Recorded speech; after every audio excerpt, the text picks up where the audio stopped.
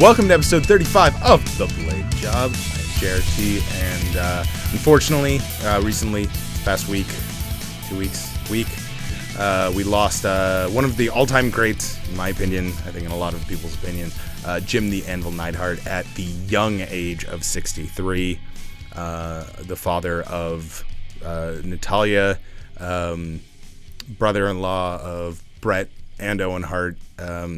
It's a big loss for the industry. Too many of these lately. So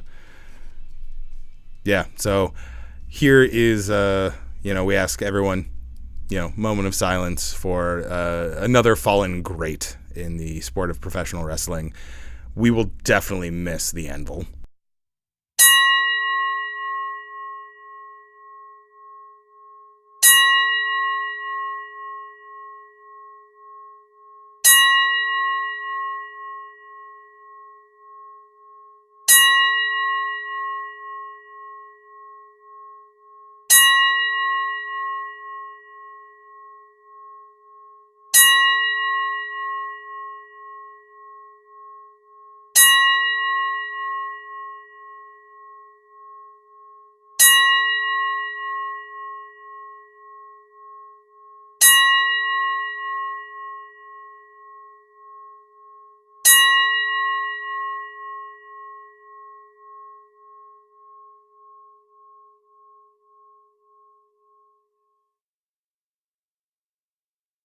We shut our load on, we didn't think of a name too early. That's what I said. We still haven't thought of a name. 4 and 3 and 2 and go. Go for what? For the Blade Job, episode 35. No one can see my hand. That's what this episode's called? No one can see my hands. Episode 35, no one can see my hand. I do talk with my hands a lot. It's true. I point at things, I'm like, this right here, this thing that you can't see. Sometimes you get super passionate in Italian. Hey! You see, it's not funny to the radio listeners because they can't Out see there me in also world. doing Italian hands. Hey! So, I'm just going to go through all those things. Follow us on Twitter at The Blade Job Show. Follow me at BladeJobJRT. Jert. Follow Scott at High Voltage 1987. Still thinking about changing it. I believe that was the year you were born, 1987. That is the year I was born. Sweet. See, It's a you're great like year. a fucking 1995 1995 AOL Instant Messenger. Yes. Yeah, pretty much. You just need some X's on either side, maybe 420. No. I'm I'm not that. You're not that hardcore. I'm saving some cool for the rest of you. Before everyone had emojis in their name. Yeah. Oh. And then you can follow John at John_Olin. That's OL Nice underscore nerd. _ We talked about the underscore. I know. I hate that guy so much. What if the Undertaker was the underscore instead? That'd be like the millennial Undertaker. Yeah. The underscore I wouldn't like emoji. it. I wouldn't like it. Hashtag evil. Hashtag evil. I fucking hate this shit. Facebook.com/thebladejob. Subscribe to the YouTube channel so I feel the need to put actual content on it. Yeah. Stitcher, Google Play, iTunes, wherever you get your podcasts, we are there except for Spotify. Yeah. That green dot. Someday. No, maybe. I don't know. Anyways, a lot of stuff happened in wrestling. Most of it we're not going to talk about because it was stupid bullshit by stupid people. And Yeah. That's all we're going to say about it. Except for Hulk Hogan. We're going to talk Also about him. stupid, but honestly, expected stupid. Hulkster, stop. Dude, just let it go, man. Like, it's just, you finally started having people turn back to your side. You showed what we believe to be genuine remorse, and you come around and say, people just don't get it if they don't accept my apology. It's like, dude.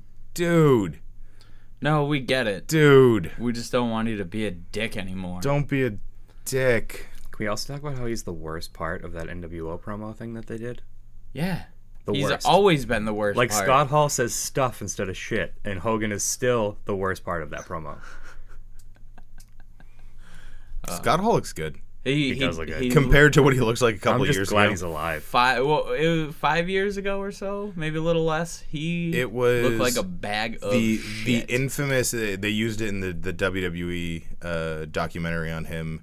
I think it was 2011 when he came out actually at a Chaotic Wrestling show, and he could barely stand, and they had to like hold the mic for him. I And he think just I saw him that same rambled. weekend at a big time wrestling show. Yeah, and he it couldn't was- razor's edge like a 90-pound fucking old Yeah. man. No, X-Pac had to help him, and I was just like, this is terribly sad. Yeah.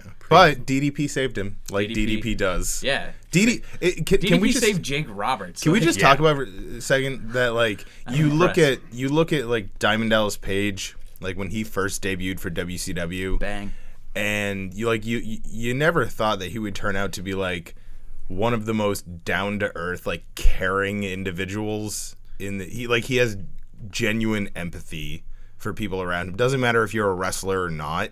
Like I've heard stories, like personal stories, like this is a first generation story from people who are like, I was having trouble and I was doing DDP yoga and I let DDP know, and he actually like contacted me like to make sure I was okay. And I'm like, dude, and this is not like, Jake Roberts. This is not Mick Foley. This is not Scott Hall. This is just like a dude, like some dude, and DDP's like, no, I care. Yeah. And like, that's cool, man. Like he's a guy that I want to meet, not for just the little mark that I would get, the mark out just being like, holy shit, it's DDP, but like just to shake his hand and be like, man, you don't suck.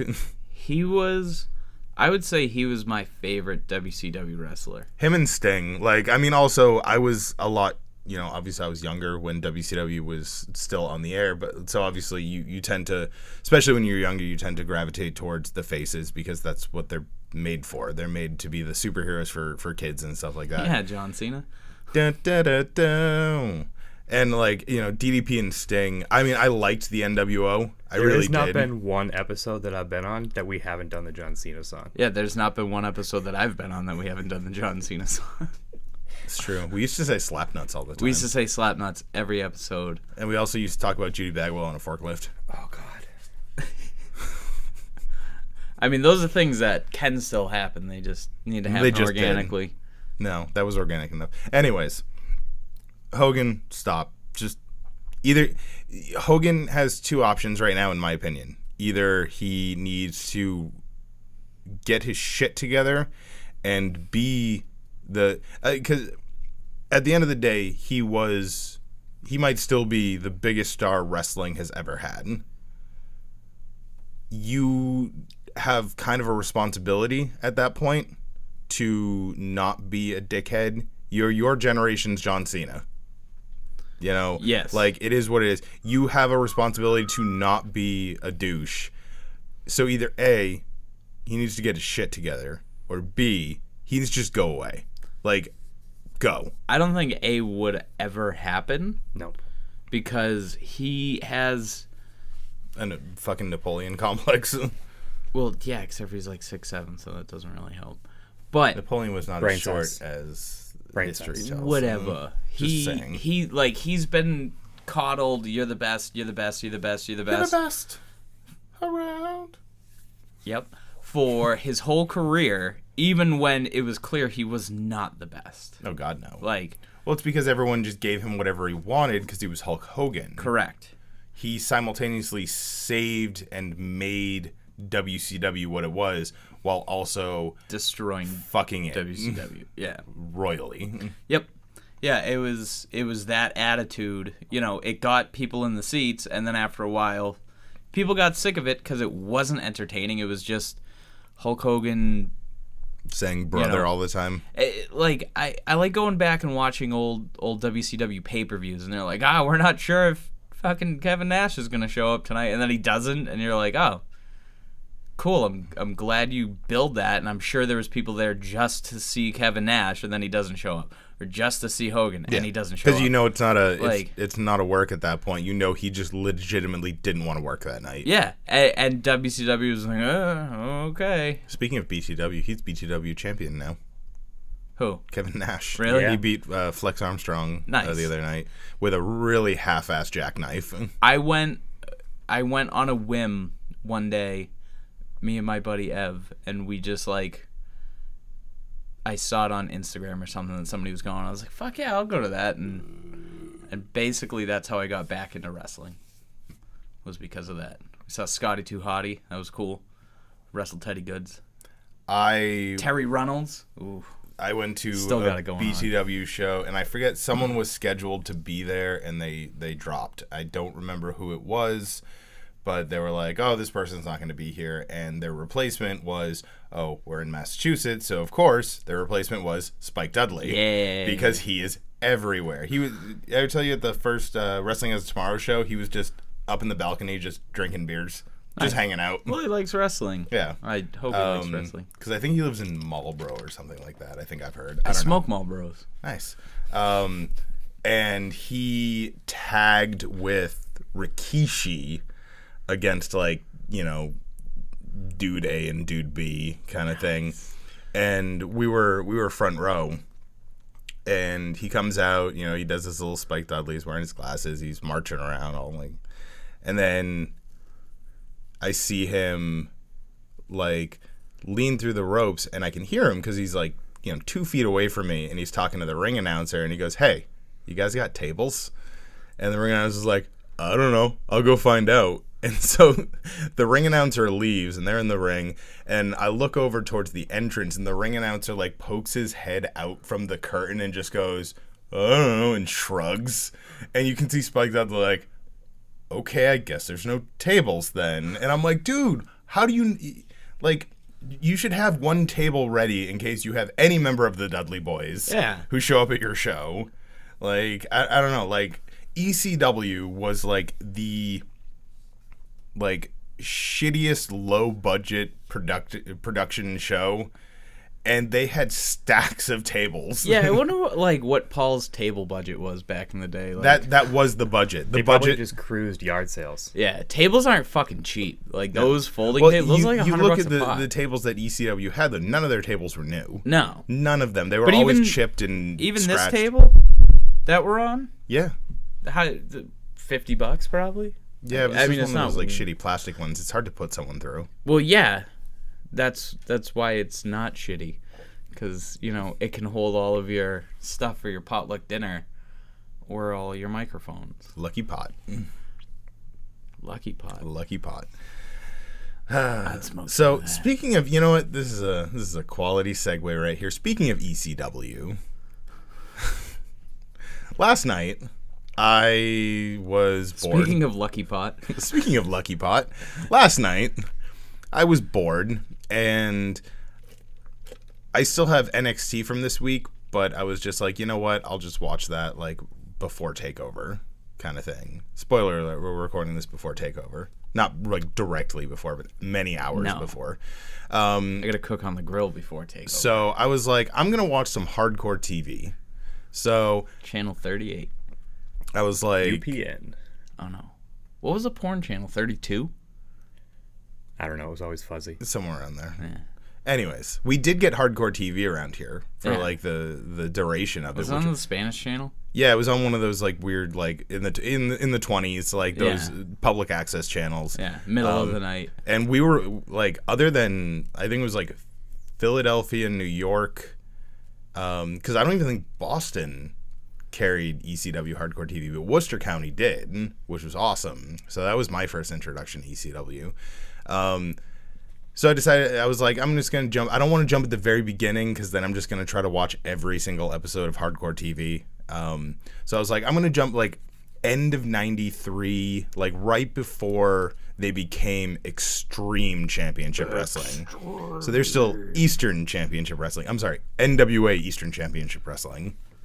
And it was just like debut after debut after debut. The Nasty Boys, Taz, Sabu, Tommy Dreamer, like just all of these guys who would go on to be not the Nasty Boys. I'm sorry, the Bad Breed, Axel and Ian Rotten. You've been saying the Nasty Yeah, Boys this I'm- whole fucking dude. time. I don't know, whatever. Anyways, Bad Breed. Like all these guys who would go on to have awesome glass matches. Yeah, great careers in general. Like, I mean, Tommy Dreamer's still going. You know, Taz may not wrestle anymore, but, you know, he's still part of the business. He does his thing. Sabu, who knows what's going on with that guy? No, he still wrestles. He got his hips done. Yeah, he just had his hips done, like, what, 3 or 4 months ago? Yeah. And he's already wrestling. It's like, I mean, I understand he's not making WWE money. I'm sure his royalty checks probably suck because he was barely on WWE television. Yeah. But because he was, you know, a bit too much for the WWE product. You know, so like, you know, you've got all these guys, but what was really kind of telling to me was I'm watching all of the, like, the promos, like the backstage segments and, you know, the commercial, like, bumpers and stuff like that, and it just made me think, like, man, wrestlers, maybe not wrestlers today, maybe it's just WWE, but it's kind of TNA to it's kind of Ring of Honor too. I mean, New Japan, the only backstage promos they do are those weird press conferences they do. I like those. They're fun, but they're, I don't know. Jericho calls people fuckface and throws tables at people and stuff. It's fun. Juice Robinson, who knows what's going on with that guy? But their backstage, I love Juice Robinson. Their backstage promos, they were old school. They were old school wrestling promos. You know, no interviewer, just 2 guys or 1 guy with a mic yelling at the camera, which was awesome. But then there was, like, these just outlandish, like, someone was injured. And right before they ran a video package, and right before the video package, it had a letter from his children on the screen that said, like, you know, Daddy, we don't need a TV star, we need our dad back. And then it showed, like, home movies of him, like, playing with his kids at the park, and I'm just like, what the and it's playing this, like, sad piano music in the background. I was like, what the fuck is going on? It's the whole AJ Samoa storyline right now. Pretty much.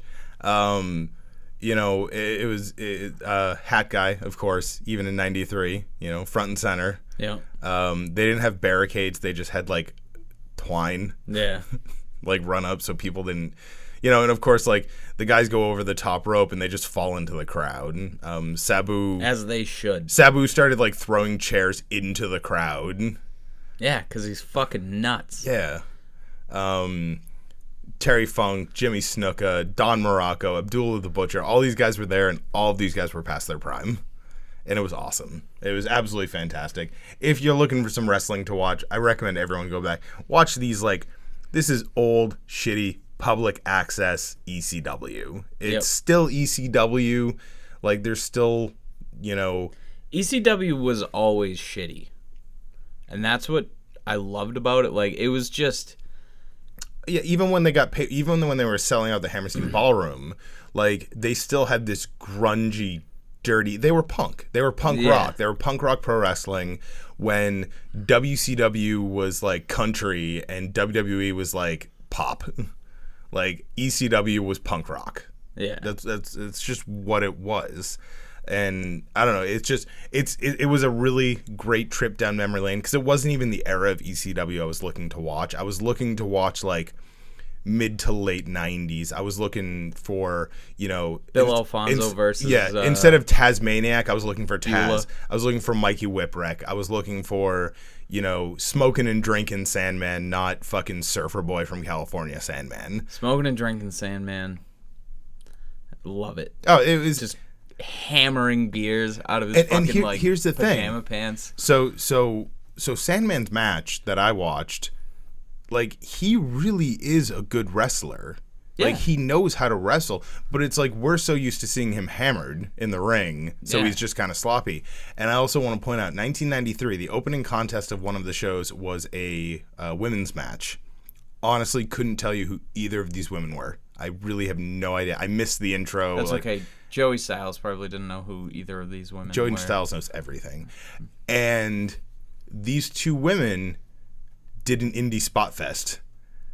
Like, I'm sitting there, I'm like, holy shit. Like, you don't think about, like, these spot fests didn't happen a lot in the early 90s. Like, those are a product of a much later, ECW had them in, like, 96, 97, 98. Yeah. But, like, at this point, This was in pro wrestling was still like two big dudes run into each other a bunch of times. When it was You know, still real. and this is like, arm drag, leapfrog, drop to the mat, leapfrog, arm drag. Like, and I'm just like, damn, like you didn't see this a lot back then. And that was really, really cool. Because a lot of these episodes, if I have seen them on public, I don't think I was watching in 93. I don't think I started watching ECW until like 96, maybe 95, 96. I saw Hardcore TV for about a year before they went to TNN. Yeah. And it was just like, man. The Nashville Network. Yeah. And no Jeff Jarrett. Like, what the fuck? So that was pretty awesome then. Yeah. No, suck it up. No. it's I highly recommend anyone who's just looking for some like old shitty public access wrestling to watch the old ECW Hardcore TVs. They were is a lot of fun. Honestly, I think they're like half an hour each too. They're not long, so it's like you can sit down. They're already in the last episode I watched was in October, and they're already talking about November to remember. 93's coming up, and I'm just like, yeah, is that on the network? I have no idea. I'm gonna find out. It is, but it's just like a regular show. Back when they were doing their pay-per-views as just like 3-part episodes on TV and stuff like that. Yeah. No, so I'm pretty pumped. It's a great. I love to throw on like some short shows for like right before I go to bed at night. So Hardcore TV definitely. It's a little weird. I watched Hardcore TV and then I was ready for bed, so I watched Cheers. It's a good one too. Yeah, we're in season 3. We've got Frasier's net there now. Still no Woody Harrelson, so we got some time to go. Natural Born Killers. It's a good ass movie. Have you guys seen the Andre the Giant documentary? Yes. I still haven't. No, the HBO one. I'm assuming. Yeah. Watch it. It's really good. That's the most watched sports documentary on HBO. Really? Isn't that ridiculous? That's pretty cool. It's crazy just seeing how big he actually was, like, and how miserable he was. Yeah, it's wild. His friend crying about his death is the saddest thing I think I've ever seen on TV. Yeah. Like, since Kendrick Perkins realized he was getting traded and he was just sitting alone in his hotel room, that was my level of sadness, and now it's definitely this. Is Hulk Hogan in it? Yeah. Does he pretend to have emotion and feelings? Oh, yeah. And he puts himself over the entire time. Yep. And shits on Savage. Yeah. It's all about... so he shits on the guy who was pretty much his equal, but way better. Yep. Yeah. Well, that's why he shits on him. Yeah. Oh, they had You can't be number beef. one. Yeah. Savage wrote a diss track about him. I was always Savage over Hogan. Yeah. Like, there was... Like, Hogan's character was just like even at a young age, I wasn't all about the, say your prayers, eat your vitamins. Like, Savage was like... Hail Satan. Savage was just like...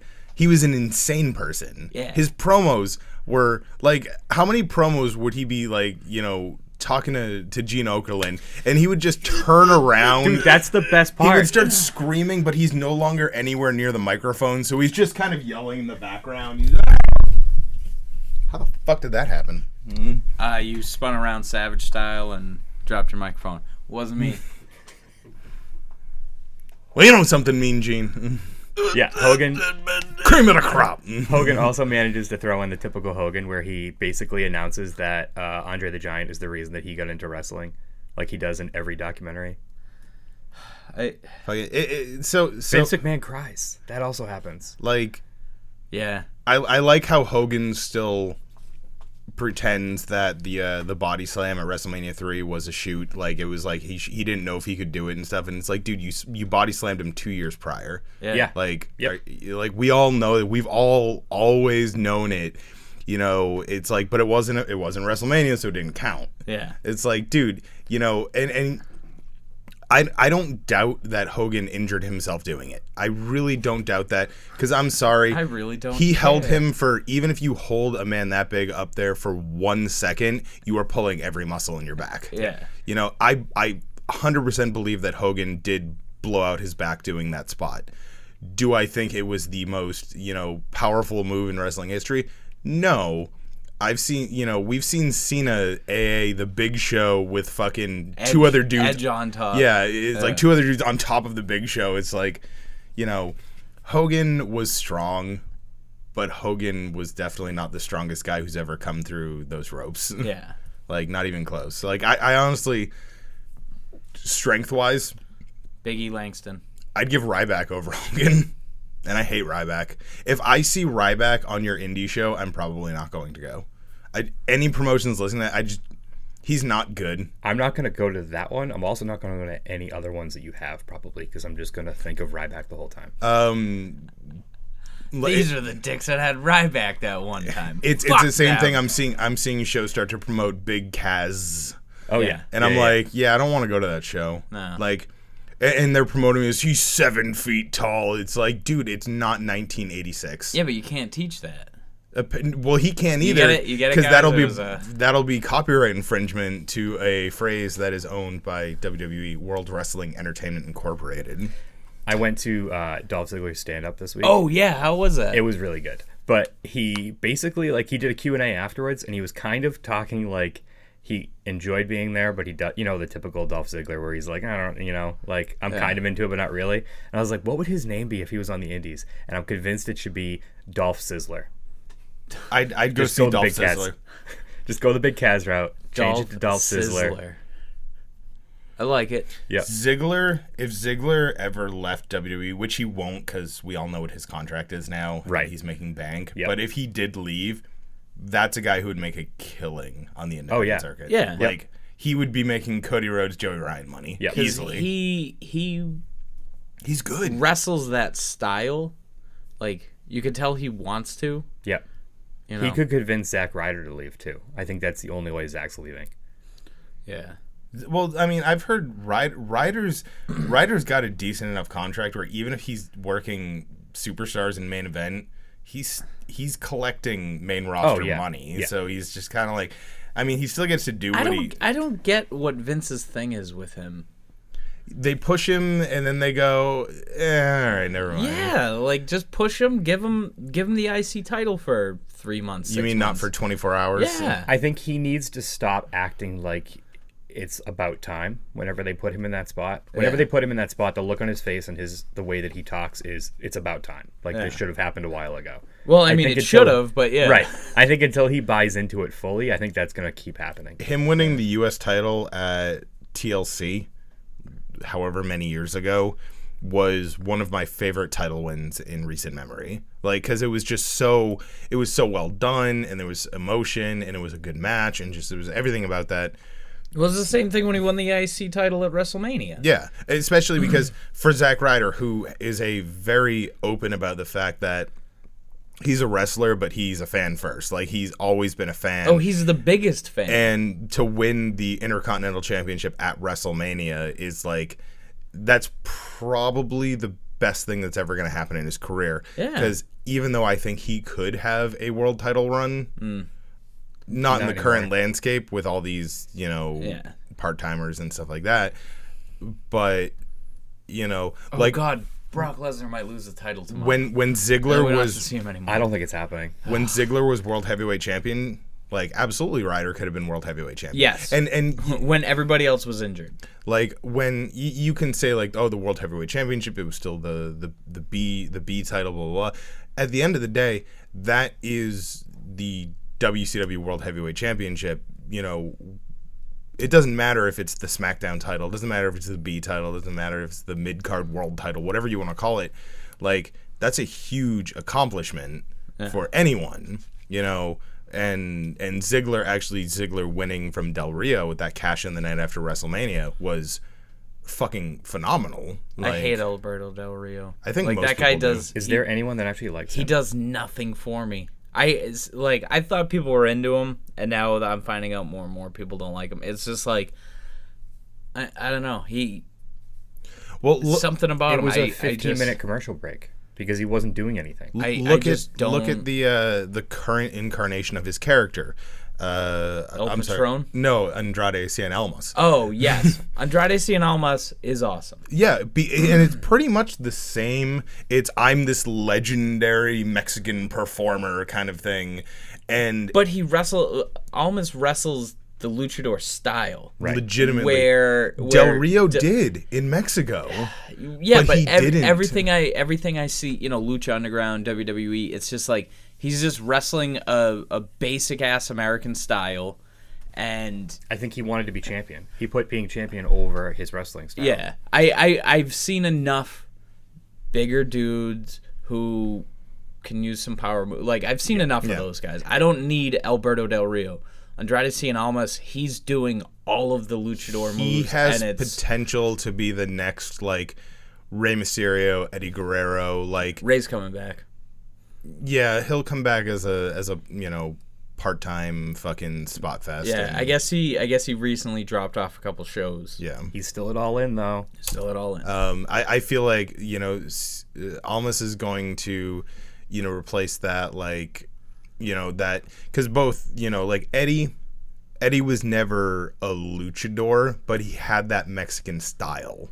He wrestled the luchador style in an American way. He sold it as lying, cheating, and stealing. Yeah, and I think Almas is doing something very similar to that. Yeah. I see a lot of Eddie Guerrero in Almas. I feel like, especially, I mean, you can draw a lot of parallels, even like the parallel between, like, Eddie and China and, Vega and Almas. Like, there's a lot of, like, really cool parallels between their careers. And the fact that Almas, obviously it's probably not his decision, it's probably the brass's decision, but that he still embraces his luchador roots, like coming out with the mask on and stuff like that. Like, when he first debuted on SmackDown, it was just like, oh god, they've ruined him already. But then, like, he kind of rallied. He kind of came back because he proved himself. He went out and he had these matches.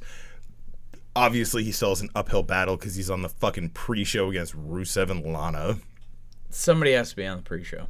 Yeah. Not every And that match, okay, mixed match, whatever you want to call it, fine. The Raw tag team titles, the Revival's one of the best tag teams that WWE's had in a long time. And they're on the fucking pre-show. Debatable. I don't think they're that great. See, I love brawler styles. I love old school. That's why I was at WCW. They wrestled the WCW style. That's why. They're a Southern tag team.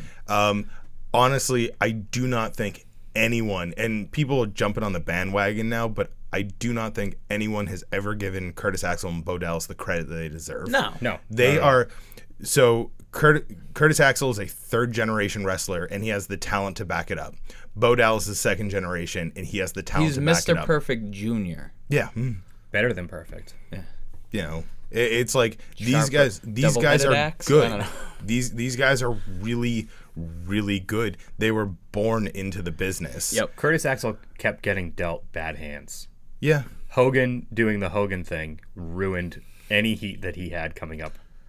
Like when he was doing the whole Axelmania, that they had nothing for him after that. Yeah, but then they formed the Mega Powers with fucking Damian Sandow, and it was the best thing that ever happened. I saw them wrestle as that. It's true. We were at the same show. It was the house show at in Worcester. At the Sunset, right, but then they had to stop it. Yeah, because Hogan said the N-word.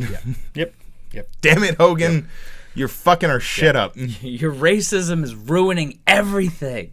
Tying all of this together, all the conversation we just had, it is ridiculous that they completely dropped the ball on Cesaro doing the Andre the Giant spot with Big Show and just didn't make him champion. Another guy that should have been champion. Oh, dude, Cesaro, like, if I woke up tomorrow and they were like, Cesaro's world champion, I'd just be like, oh, okay. Or if I woke up tomorrow and they were like, hey, they just cut Cesaro, I'd be like, yeah, okay. Neither would surprise me. Like, he is absolutely that kind of talent, and he is absolutely, like, I don't fucking know. Like, I just wanted him versus Brock at one Mania. That's all I wanted. The only problem with Cesaro is if Cesaro ever gets the real push that he deserves, because he really is. He's fantastic. Extremely he talented. Is super entertaining. But if they ever pushed him to, like, say, WWE Championship or Universal Championship, he would just end up being what happens when someone like him becomes Universal Champion or WWE Champion. Oh, you're foreign? You hate America. Yeah. Because they have no other ideas. Rusev. But he took that gimmick and ran with it in the beginning when he was the superior champion for an inferior country when he was United States champion. Yeah, but that was well done. Right. Like Rusev, this is one of the reasons. He should remain neutral in all this. He should remain neutral. Get it? He's Swiss. Yeah. He uses the neutralizer. Like that, and it's one of the reasons that I'm not on board with Rusev Day. I don't care. I don't think he's that good in the ring. I do not think Rusev is good. B, his initial character of, I'm Russian. No, I'm Bulgarian. No, I'm Russian. I'm Bulgarian. America's bad. Like, it was like, holy shit, is this 1982? Like, what the fuck is this writing? Like, you're just not good. Also, speaking of Rusev, so I think if you go and you try to find the hairline for Dean Ambrose that he didn't return with, you'll also find Lana's accent, because she also didn't return with it. Just saying, she all of a sudden has zero accent. I heard that they keep her accent in the warehouse with Kofi Kingston's Jamaican accent. Oh, They're that in makes a box sense. together. Yeah. That makes sense. They just put it in a jar. Well, granted, Lana's accent. Can you say there's been more a bigger change in character than Kofi Kingston from, hey, I'm Jamaican man, to I throw pancakes at people. I love it. Yeah. Kofi Kingston could be world champion. I'd be like, He should be. yeah, okay. He's one of their most tenured veterans at this point. Oh yeah, like And he's always. I don't know. Is Big Show still technically around? I don't know anymore. So it's like he just signed a big Cena, contract. Cena, Big Show, Brock, But I think Show signed a. Taker. It was like 6 years or something, isn't it? Yeah, but I think it was officially pretty much a Legends contract. Yeah, I don't think he's got a full time. He's got a 6-pack now. I know. Yeah, he's It's like, ripped. dude, where was that in the fucking 2000s? It was like, all. I heard a conversation with him talking about it, and it was Cena that was like instigating him. He was like not working out at the gym, and he's like, "No one wants to see that. Like, they all know what I am." And Cena was like, "Yeah, right. No one wants to see a giant with a 6-pack." And that was all it took for him to be like, "You know what? I'm eating brown rice for the rest of my life." Yeah, dude. Brown rice is delicious. It He is looks delicious. fucking great. No, Like, he does. Honestly, and once again, one of those competitors that I've never heard someone say anything bad about. no. He's just a big old sweetheart, Yeah. and he loves wrestling. Yeah. And, Mark Henry's the same way. Yeah, Like, and- nobody and- ever talks shit about Mark Henry. It's just like, Big Show, I Sexual think, chocolate. falls into the category too of someone who had no interest in wrestling, but he was so big, and people were like, "You should be a wrestler." So he said, "Okay," and he just fell in love with it because I mean, And the only time he wasn't really into it was when he was going through all those health problems. The Yeah. second that went away, he was right back to being. yeah. I miss Sad Big Show, like the whole storyline of him crying all the time. It's weird seeing Big Show cry all the fucking Dude, time. it was hysterical. Oh man, I don't know. Remember that time he killed AJ Lee Yep. and cried? I think we are going to see a Cesaro push. I think that's why they moved him to SmackDown. We know that Sheamus is going to have to retire soon. I Are they talking Sheamus retirement? He has a medical condition. He Yeah. has what Edge had to retire from. Oh, no, I he's- hadn't heard he's that. fucked. He's working out a ton to try to slow it down. Oh, is that why he's doing all his Celtic workout exactly? videos? That's exactly why. Sheamus is one of those guys that if I never saw him wrestle again, I don't think I'd be mad. But every time he wrestles, I'm like, oh yeah, he's really good. Yeah. I could You know? not stand him until the bar. Like Oh, see, Cesaro made me like him. I started liking him when they had their best of 7. Yes. yeah, that was a great. And it was just series. like, you know what? These guys are both really fucking good. Like they're Yeah. both really good. There was a good span of time where I wasn't a huge Sheamus fan, but not the League of Nations. The one he had back when the European title was still around, when Is it that was because you hate him and Rusev? Huh? Is that because you hate Rusev? well, yeah, and Del Rio. And Del Rio.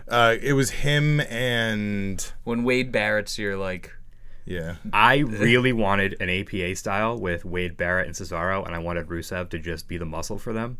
I thought like that would be awesome, and then they did League of Nations. And they If you completely just ruined made it. Rusev not talk, it'd be great. But I'm trying to think. It was him and like William Regal, and it was like when Sheamus first. He was like baby, like he had just debuted. It was like him and Regal and someone, and they were like. It was essentially the League of Nations before. I'm trying to remember what that team was. I could be making something up in my head too, but I remember it happening. That was during my wrestling hiatus. yeah. Anyways.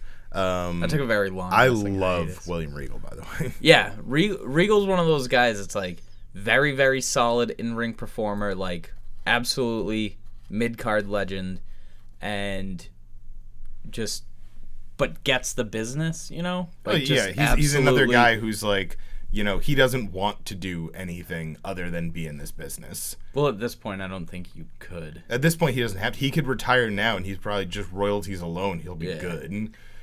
But having him as He drank Chris Jericho's pee. it's true. Having him as the GM of developmental NXT, brand? Yeah. like and I don't even I don't even like that word anymore because NXT is developmental, but the NXT that we see on TV isn't their developmental. I can't wait to see developmental tonight. Oh my! See, the way I'm looking at it is NXT is now a brand. The Performance Center is now developmental. Yeah. Like yeah, they use NXT house shows as developmental for talent. You know, they even use their development talent as jobbers on NXT for War Raiders, for Kona Reeves, Ricochet. But for the most part, NXT is almost not developmental anymore. They've moved past They've moved past what OVW was. They've moved past what Deep South was. They've moved past what FCW was. They're their own thing. I mean, the fact that I guarantee, rating wise, not on dickhead scale, just in general, Rotten Tomatoes style, the better show. That's what we should do. We should make a community match rating system where everybody votes. And that's how the matches get rated, not just one guy's opinion. Hey, Trash Can, make that happen. Do some development. I don't know. Yeah, shut up. Get on those computer keyboards. Computer keyboards. You're not doing anything. They fix it. I know we're not talking about Takeover because it's happening in a couple hours. By the time this comes out, it'll be. How about? I'm gonna say it, and it'll be on record. There is a chance that EC3 versus Velveteen Dream might be the worst match of the night. And that's insane. Right. That I'm not saying it's going to be a bad match. I'm just saying that has potential to be the worst match. And you're just like, how could that be? Look at the rest of the card. I was just looking at it yesterday, and it's how the fuck is this, developmental? Development. Yeah. I think that's part of it, too. NXT started as developmental.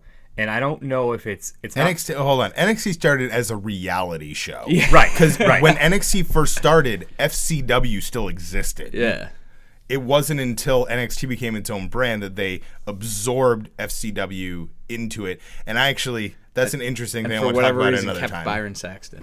Fuck Byron Saxton. Corey Graves though. Corey Graves. No, it's too bad they didn't let that shirt be made. Graves is great. I love Corey Graves. Dude, a Corey Graves, Renee Young commentary team. It was so good. It was so good. How is that not a thing where, get rid of Michael Cole, get rid of Byron Saxton, you don't need fucking David Otunga, you don't need anybody but those two. I thought Renee did a good job, but you could tell it was her first time. It wasn't her first time. She used to do it on NXT, on Raw. Yeah. Let her keep doing it. Just, it's is Renee Young gonna be worse than David Otunga? Than Booker T? Oh, whoa, hold on. Shucky ducky, quack, quack. Hold the fuck. You're not in my fave 5 anymore. Fuck. It's top 8, bro. But honestly, I like Booker T. I really do. But sometimes on commentary, you're just he rambles. You're dude, come on. Shut the fuck up. It was the same thing with JBL. JBL was a really good commentator. He was a really good heel commentator, but sometimes he would just ramble on, and you'd be like, "What the fuck are you talking about?" For no reason. I think Renee Young, the pretty blonde face, and then Corey Graves, a tattooed dickhead heel commentator. Also very pretty. Also extremely pretty. That's true. Not as pretty as Prince Pretty, but anytime I'm watching wrestling and he's on and my wife walks in the room, she's like, oh, damn. Because that's totally her style. Because she's also covered in tattoos. Yeah, the tattooed rockabilly, how'd she get hooked up with you? Jeez. Oh, I don't know. She just made a bad decision. She got pregnant. She's like, well, there we go. Oh, that's my life. No. I noticed it on Monday when they were, and I know we're going to get to it, but when they were talking about Neidhart and they were talking about Natty, and they showed all three of them standing there, and they were all talking about it. And Michael Cole had nothing to say, and I was like, shit, he is the Vince McMahon of the commentary team now. The other two are on social media, They have conversations with people, they're friends with these people, and Michael Cole is so separated from everything. He, I remember, Michael Cole in that fucking denim shirt backstage. I'm Michael Cole. I'm Michael Cole. I don't know, just a fucking child. Why is he a Mr. Meeseeks all of a sudden? I don't know. I'm Michael Cole. Existence is pain. But he was a child, and now he's got the gray hair with that fucking dumb little soul patch. He looks like a fucking asshole. Yep. You know. I think the word you're looking for is douche. Yeah. Yeah. He has a WrestleMania win over Jerry Lawler, Which is ridiculous. like Michael Cole, who has zero like in-ring experience, has beaten Jerry the fucking King Lawler, one of the best like that Memphis ever had, just a legend.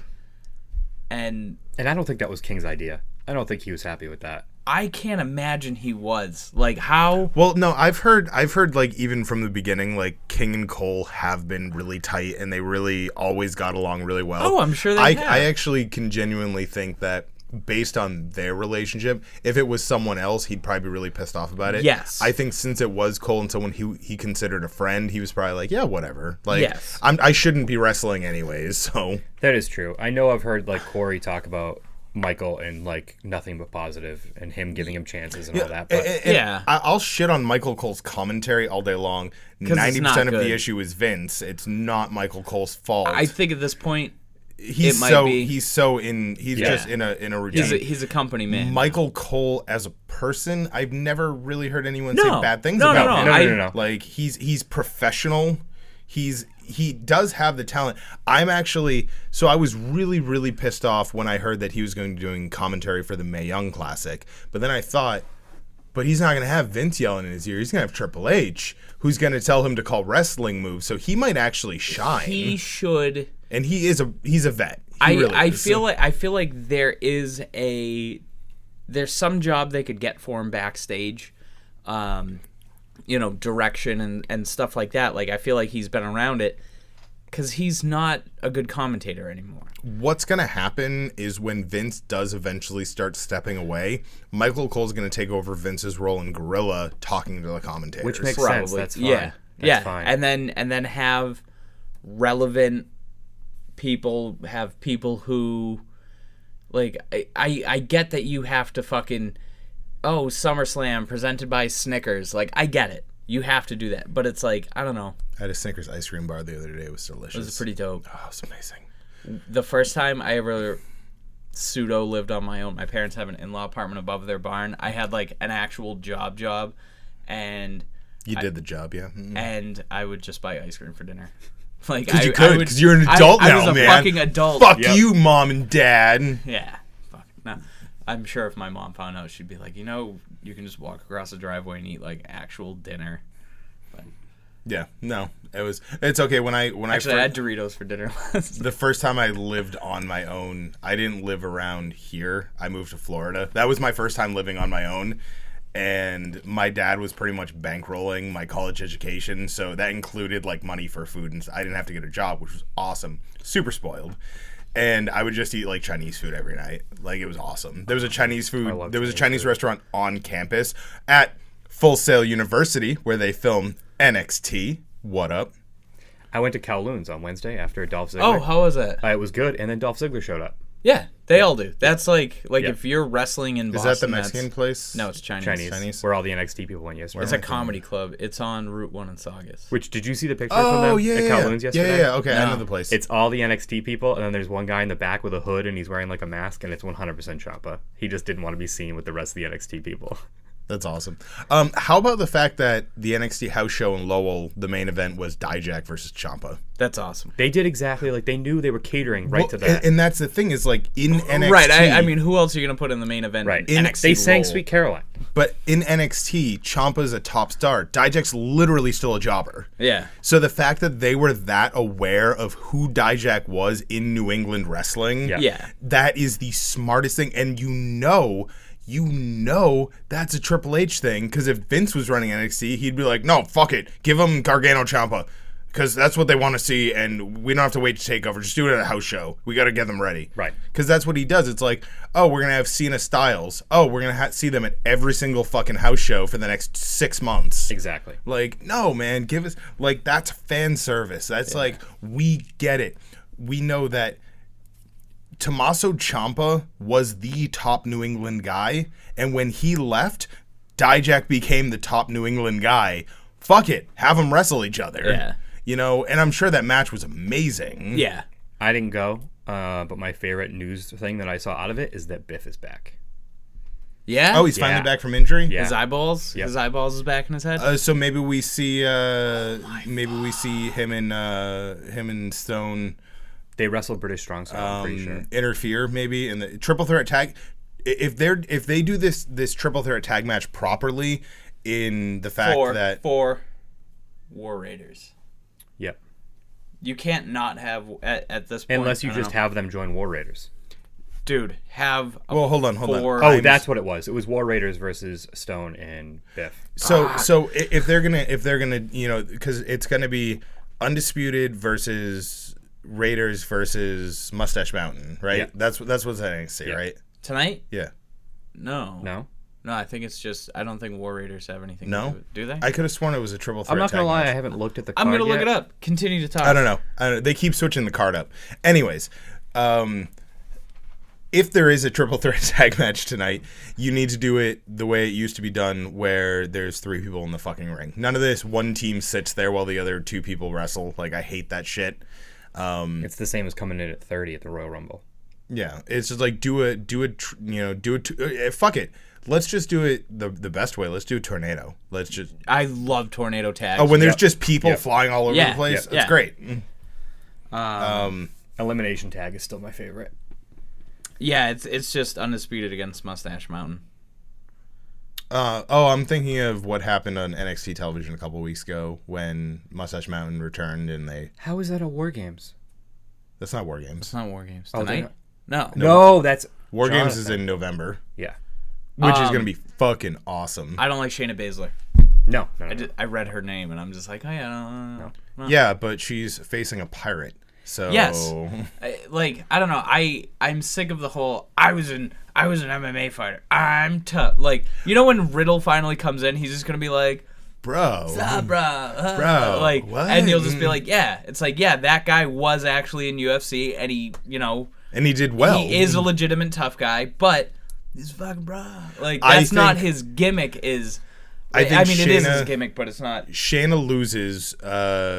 Kyrie's new champion. Shayna gets pushed to main roster so they can pair her up with Ronda. And then they could be part of the women's tag team tournament that will no doubt Inevitably take place. that'll at happen. And then the finals will be at the Lady Pay-Per-View. Lady Pay-Per-View. Evolution. Pay-Per-View. Evolution.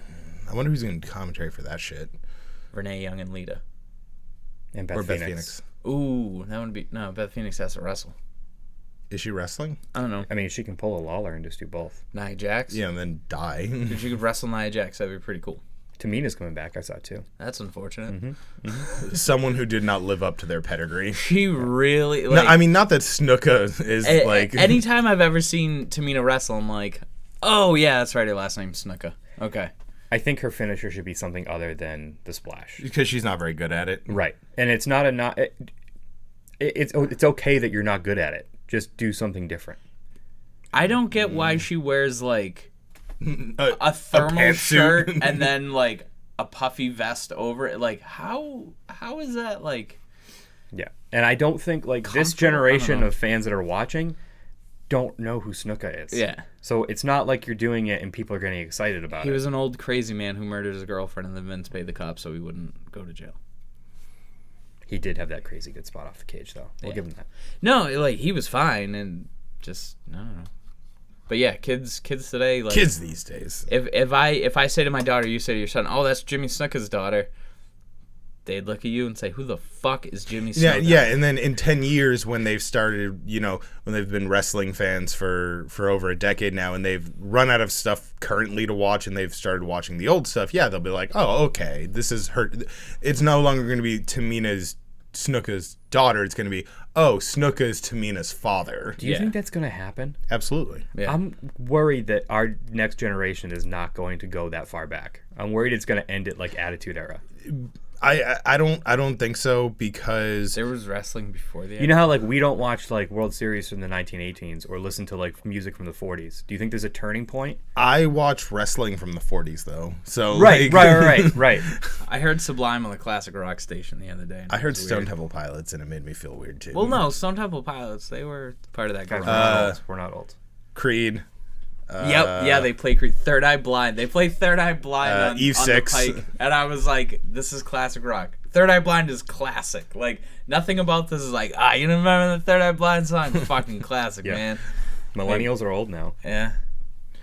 Wait, are we millennials? Yeah. Fuck, I thought it was like there's 20 an something. argument. There's an argument. No, we're not going to get into that because I don't want to be. you don't have to. I'm pretty be, you sure don't we're have the to. end of it. Or the We're beginning. the beginning of it, yeah. Anyways, I'm not saddled with college debt, so I can't be a millennial. I am. so Speaking of Cesaro, this is the segue I was going to make like 20 minutes ago. Cesaro used to be in a tag team where they wore headphones and shit. Yeah. With Tyson Kidd. it's true. Tyson Kidd is married to Natalia. Natalia. Yes. And Natalia's father, Jim, the Anvil Neidhart, passed away this week. I'm waiting for you guys to fill in the blanks. No. No. That's I was that's just what the gonna long do this. pauses I was is just for. gonna do this during the opening, so Oh, well then we still will. I wrote it down and it's okay. but yeah, it was a bit of a shock. I don't know. There's been a lot lately, so it's even more so because he was only like 63. He was super young. Yes. Yep. Jim the Anvil Neidhart, for those of you who don't know, in case you only go back as far as the Attitude Era. Best goatee in the business. Actually, you know what? He was still there. there. Yeah. Jim the Anvil Neidhart was a former professional football player turned wrestler. He went up to a little town called Calgary, Alberta, Canada. And he said, "Hi, Stu Hart. Will you train me to wrestle?" And Stu Hart said, "Ah!" And then He's like, "Can I also fuck your daughter?" Yep, and that also happened. So he married into the Hart family, which I want to have this discussion sometimes. Best wrestling family. We don't have to do it now. We can do some research. But anyway, the Harts are one of the best wrestling families. Our He opinion ma- or Vince McMahon's opinion? No, ours. Yeah. Yeah. Don't worry about Vince. You know, Whatever family Funaki's from. I love Funaki. I also love how Taka Michinoko still wrestles. I also Yeah. love that one time they tried to cut off Val Venus's penis. According to Taka on Being the Elite like 2 weeks ago, he did.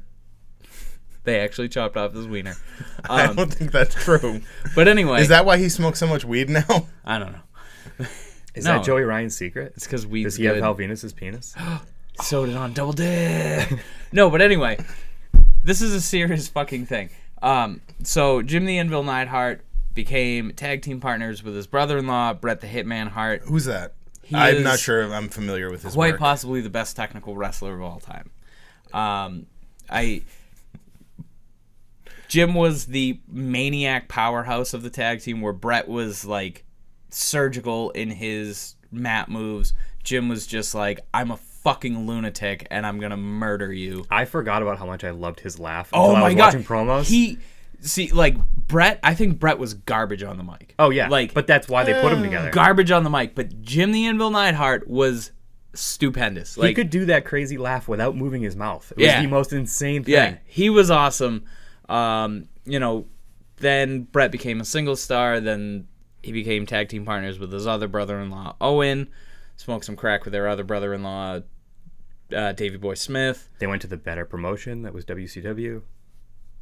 At the time, absolutely. At the time, yes. Overall, I'm going to go with no. Alligators, crocodiles. Yep, they're both aquatic reptiles. I don't know enough about either of them. I've eaten both of them, though. I've both never delicious. eaten crocodile. Delicious. Anyways, continue, Davey Boy. Oh, so they smoked a bunch of rock. Davey Boy won the Intercontinental Championship, SummerSlam 92. Anyway, Jim the Anvil Neidhart was one of those guys who was not a main star. He was not a single star, but he was a star, you know? Absolutely. I saw him drink 1 million beers one time. That was pretty cool. 1 million. Yeah, 1 easily. million beers. Phelan and I were waiting in line to meet McFoley, and he was sitting at a table just hammering beers, like fucking like it was no tomorrow. Like Prohibition started at midnight. Was it you that was talking about that on Twitter? No. Maybe? I saw somebody talking about that, like Might have pounding been. Miller Lights. No, he had Bud Heavy bottles, Oh, just jeez. slamming them while he sat next to Jushin Thunder Liger in full costume, and it was about 100 degrees out. It was Janela. Janela talking about how they wrestle together. That's awesome. Yeah. Janela gets to wrestle like all those, like he wrestled Sabu, And Scott just Steiner. on Twitter, just going, hey, who's going to book this? And then it happens. Yeah, like that's awesome. Well, it's because he's a draw. He really is. Yeah. You know, which we got to see his last death match. Allegedly. Allegedly, yeah. His theme song is super underrated. It's Not great. that I talk about theme songs every It's single great. show, but It's Well, a lot of indie guys don't have their own right. song. Right. You know, Hero had his own song, which I'm really happy that WWE... Oh no. I don't know what is up with me today. I'm happy that WWE essentially found a way to be like, okay, look at his indie song. How can we kind of make our own version of that? they did it with Oni a little bit, too. They did. It's like almost bro him-esque, but not quite. Yeah. I really like Keith Lee's NXT song. I think Keith Lee's NXT entrance, off topic real quick, you could tell that only about 25% of the NXT crowd during Keith Lee's debut was like hardcore indie fans, because you had like 8 people going, "Oh, bask in his glory," And it was super, and like, then it's like off-key for a everyone minute. else is like, "What?" Yeah. Some people started late. Yeah. But by the end of his match, everyone was kind of getting into it. Rest in peace, Anvil. We can't stay on topic. We can't, but well, Fucking animals. We love you. yeah, I was a big Jim Neidhart fan. I wasn't. I fucking hated the Hart Foundation. I didn't like Bret Hart, but I liked Anvil. I wasn't a huge I Hart hated them all. Foundation I hated them all. fan, but I liked because I was But now I love them. watching WCW. I saw a lot of Jim Neidhart singles competition, and I was always a big fan because he wasn't the biggest dude there, but he was big. Yeah, he's definitely a big boy.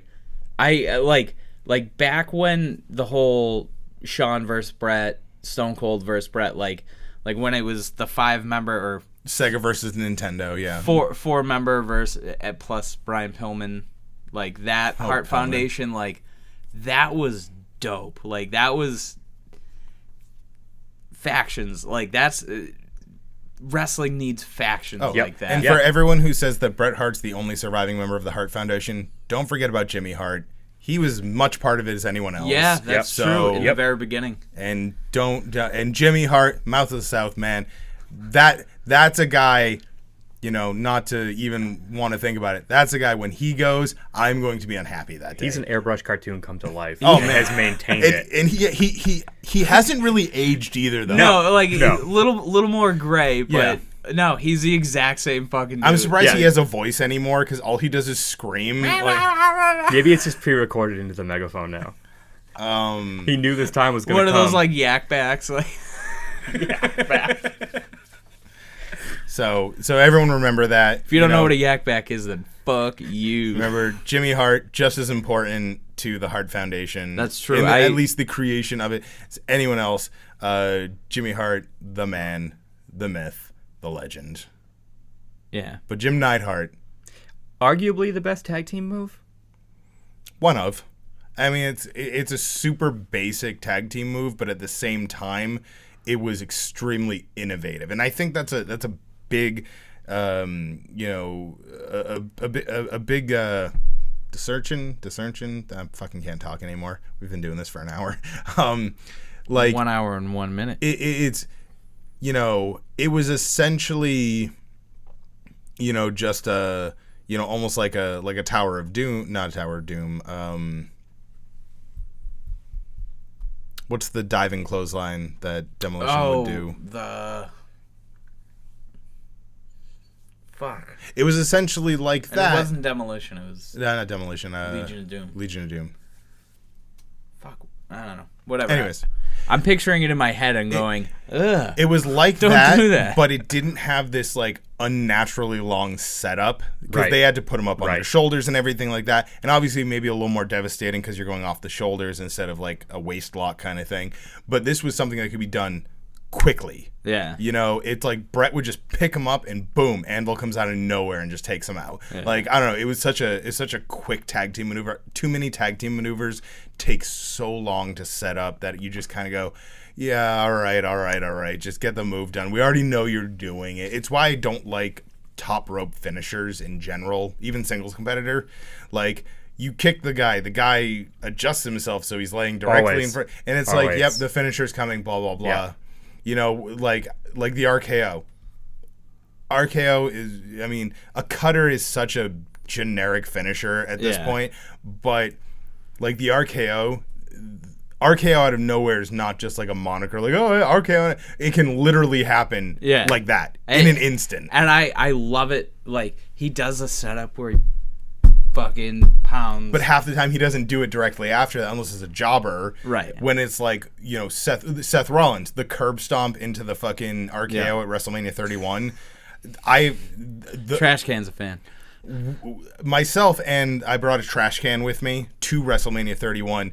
The entire stadium went from sitting to jumping. Like, that spot was insane. I think you're right about the top rope moves, but back in the day, I think they made more sense.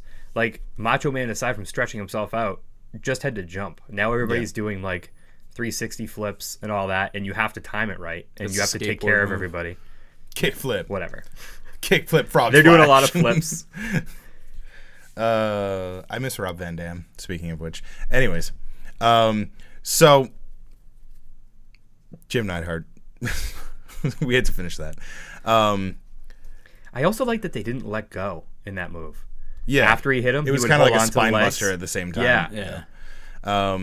So I just want to, you know, just because it doesn't matter when this comes out, after SummerSlam, the thing that excites me about SummerSlam, other than the fact that we're getting, you know, essentially a repeat again, is they've built up SummerSlam where it's not just either Brock or Roman will be Universal Champion.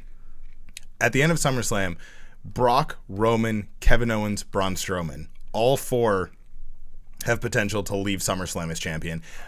I think that's slightly exciting to me just because... That was my boner hitting the table. We, like, for once... Leave that in there. Don't take it out. For once, we genuinely don't know who is going to be Universal Champion after SummerSlam. It's probably going to be Brock Lesnar, let's be honest. That's where my money is. But, you know, there's so many opportunities for so many things to happen at the end of SummerSlam, and it's not a fatal four-way, which is what makes it really exciting. I don't think that whoever cashes in, if someone cashes in Money in the Bank, I don't think they should play their theme song. I think they should have them come out of the crowd, just boom out of nowhere to cash in. Yeah, but if it's Braun Strowman... You just see people in the crowd being tossed in different directions. That's one of the best parts, too, is hearing that crowd reaction where you know they see something we don't see yet is always so cool. When Adam Cole ran in, like, before he made his debut, like... Yeah. Well, because both Adam Cole and Fish and O'Reilly came out through the crowd too, didn't they? When they debuted. Yep. And so after when they came out and they attacked, who'd they attack when Adam Cole debuted? It was the end of their match. They had a match with someone. Was it Authors of Pain? Yeah, and then you hear that pop, and then Cole out of nowhere, and you're just like, holy shit! Fuck, Adam Cole Cole's is here. Yeah, I mean, at the end of the day, NXT, WWE, whatever. At the end of the day, you go, holy shit, Adam Cole's in WWE. Yeah, like, what? I was just talking about it to end the show. I posted on Twitter. 5 years ago, even if you had told me that AJ Styles was facing Samoa Joe, and it is for the WWE Championship at SummerSlam, I would have called you a liar. I would say there's no possible way that match would ever happen. These are two guys who carried TNA for years. Two guys who carried, well, Joe at least, Ring of Honor. Japanese stars. Like, these are the best of the best who never were. You know, if you consider like WWE and WCW as like the pinnacles of sports entertainment kind of thing, are now wrestling in my main event of SummerSlam for the WWE Championship. That is How's insane. So Sting would have been my all-time as that example of the guy who never went. Who is it now that wrestles in America that we think is going to take that place? Because it went from Sting to Styles. Who's going to be the next, like... Christopher Daniels. But once again, Daniels, if Daniels comes over, he's going to NXT. Right. Yeah, which Right. I don't know. Some of the people they may go to That's true, NXT. though. Grizzled probably veteran. Yeah. The guy who would debut main roster. Shit. I don't know. I don't think there is one. I don't think there is one. The Bucks. It would be a tag team. The Bucks. Yeah, the Even Bucks. though they did a little bit. Yeah, I mean they weren't signed though. They were just Right. They were like paid saying, $500 to get their asses Right. kicked. That's like saying Tommaso Ciampa was in WWE before. It's like, yeah, he was, but was he? Right. Was AJ Styles in WCW? Like, yeah. He but, wrestled on Thunder, and he had an actual contract. It's just his contract was not purchased by WWE. Right. He was like, yeah, I finally made it to WCW. I'm going to make it. And they're like, we're shutting down WWE bodies. He's like, great, I'm going to WWE. And they're like, no, you're not. Please go. Get out of here, kid. Get out of here. You'll never make it. You'll never be here. We only want Lance Storm. Also a guy that they just... Yeah. We have the best technical... We have access to the best technical wrestler. He rivals Bret Hart in technical wrestling. Yeah. And they were like... Dean Malenko. Malenko. Yeah, Malenko jumped ship before the purchase, though. I could watch Dean Malenko matches all day. Yeah. But, with that being said, who do you think is the next big star who would go straight to the main roster? Let us know in the comments below or something. Smash that like button, subscribe, and don't forget to turn on the notification button. I'm just saying things I hear on YouTube at this point. But Follow the tweets. Yeah, you can follow me on Twitter. I got like 50 new followers yesterday. I don't know. all bots, you're fine. Go ahead. No, they're actual people, No, I they're think. I lost 20 to the Purge. It was a sad day. Yeah, that's okay. Good night, everybody. Later, nerds. Nerds. I'm going to play some WoW.